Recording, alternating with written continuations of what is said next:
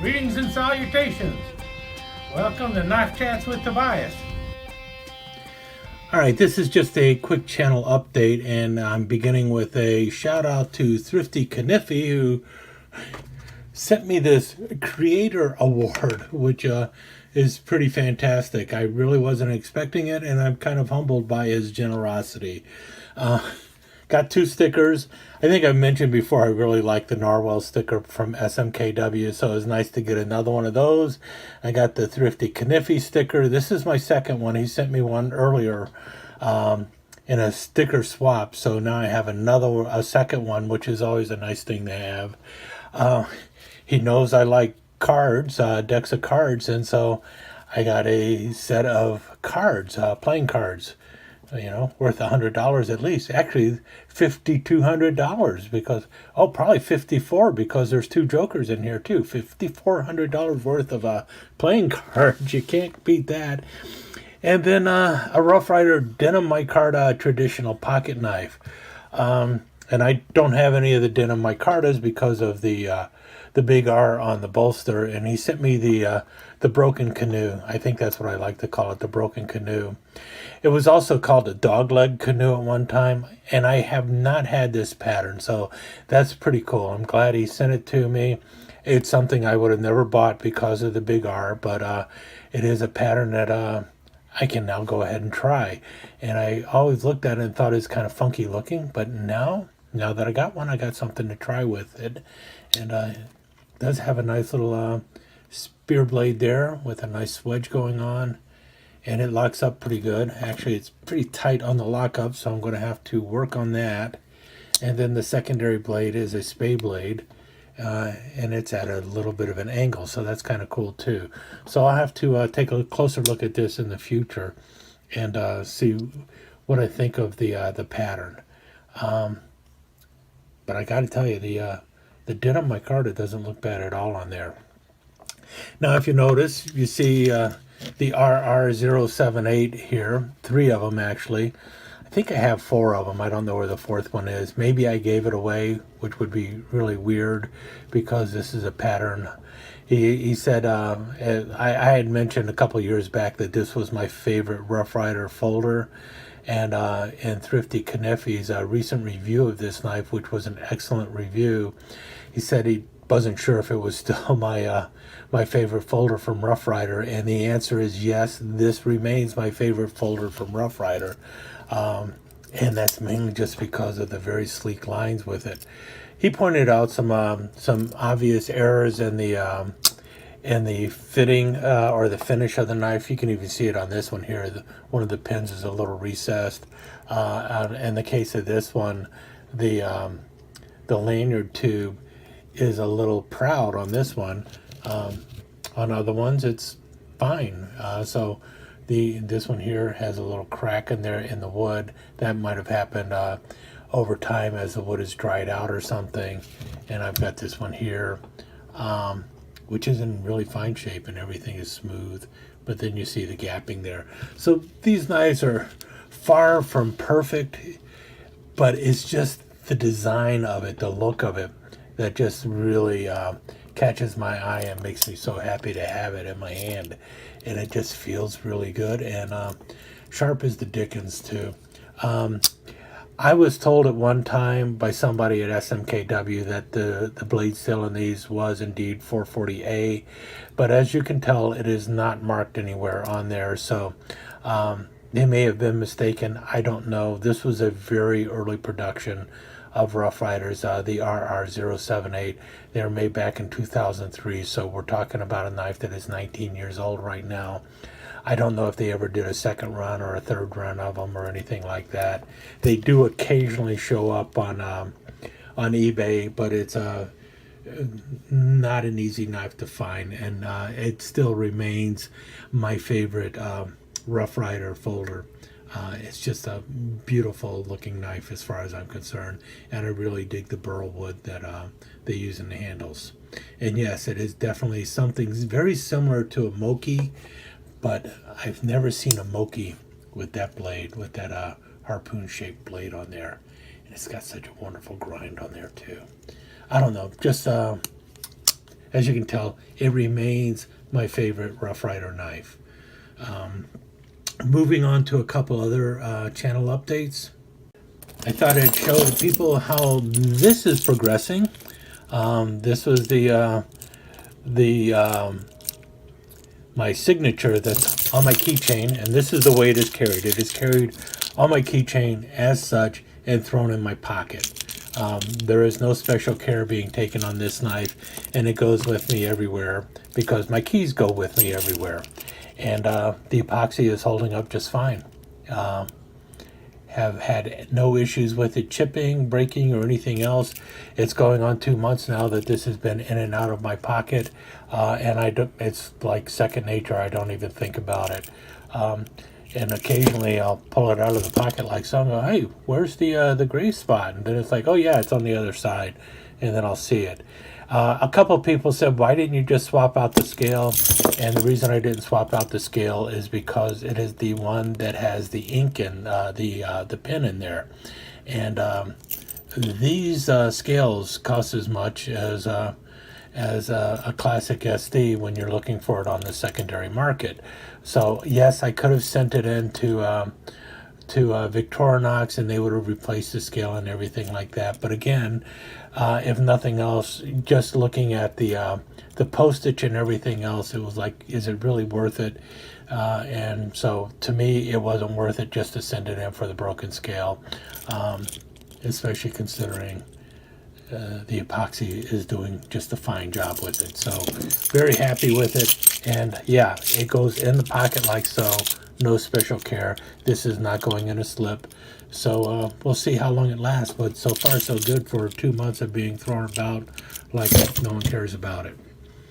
And finally, another question that a person had for me was whatever happened to that Marvel's Ramhorn knife that you were reviewing in your Almost Live series. You were going to be carrying it for a year. Well, I didn't carry it for the whole year.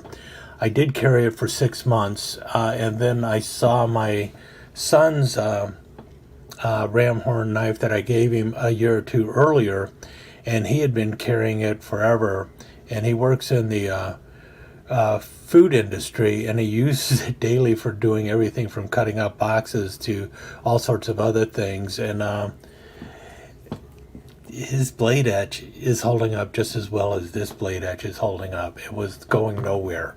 So that blade edge is holding up really well on the knife. And so yeah, his is holding up well after a year or two. Mine was doing fine for 6 months, and I really just wanted to get back to using my normal carry knife, which is the right here, the saw cut bone Rough Rider large toothpick. This is the one that I was carrying before I was carrying this one for 6 months, and I wouldn't put this one back in the pocket. And the reason I did that is because, well, this one actually works better than the Ramhorn, and I also like the fact that there is no blade edge on this one, and I just like the bone on there, and I also like the shell bolsters that a lot of other people are not crazy about it, or the starburst bolsters, whatever you want to call them. But one other thing that I noticed about it is this is after 4 or 5 years of carrying, and this blade is still as tight as can be. Yeah, you can see it has been sharpened multiple times. It is 440A, but even you see right there, despite the rubbing in the pivot and everything else, the stamping on there is holding up fine, and you can still see the 440A razor sharp on the back side of the blade there. It's as faint as it ever was, but it has not gone anywhere. But the Ramhorn Marvel's Ramhorn toothpick, and a lot of people swear that the Marvel's knives are better made than the Rough Rider knives, and I suppose they may be right in a couple instances, but in the case of this particular toothpick, and believe me, there's nothing wrong with this toothpick. I really like it, but one thing I did notice is this does have an ever so slight wobble in the blade. I mean, it's barely noticeable. And I noticed that after about a month of carrying it. It has not gotten any worse or anything, but it is there. And I can say that in the case of the Rough Rider Toothpick, there is no blade wobble. It has never developed a blade wobble, and it is as tight as it ever was. It's very tight. And that's after definitely 4 years, maybe longer, of carrying this thing. I don't know how long I've been carrying it, and the bone is holding up so well.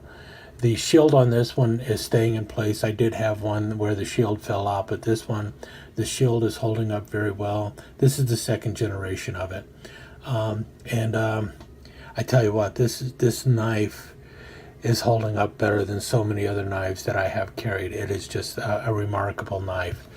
The Marbles one, well, still got that nice look to it and everything, but there is a little bit of a blade wobble. But what I was really testing on this knife was the blade etch, and I tell you what, that blade etch was going nowhere fast. So if you're thinking that just by using this after 3 or 4 months your blade etch is going to be gone, unless you're like taking and rubbing it with unless you're cutting steel wool with it or something like that, and intentionally trying to damage the blade etch on this, the reverse frosted blade etch, it's not going to go anywhere. You have to actually work at getting rid of that blade etch. This one didn't come with a blade etch, so I didn't have to worry about that. In any case, like I said, this was just going to be a quick channel update and a shout out to Thrifty Kaniffy. So once again, thank you, Thrifty Kaniffy. I think there are people out there more deserving to me for a creator award. And I am actually humbled by you choosing me for the creator award. I'm guessing maybe there was a lottery involved with it. Maybe that's how I managed to win. I'm not sure. But I am very happy to receive this knife. And I can even look beyond the R because, hey, number one, the price is great. And it's just so nice that you were thinking of me when you sent this to me. It's kind of a cool little knife, and it's something I do like. I like little pattern knives, and that is definitely a little pattern knife, and I will be doing a review of this knife in the near future. Thanks again. I hope everyone is enjoying the channel. If so, like, share, comment, subscribe, and definitely go out there and check out Thrifty Kaniffy. His channel is great, and hey, anyone who likes the RR078 is okay in my book.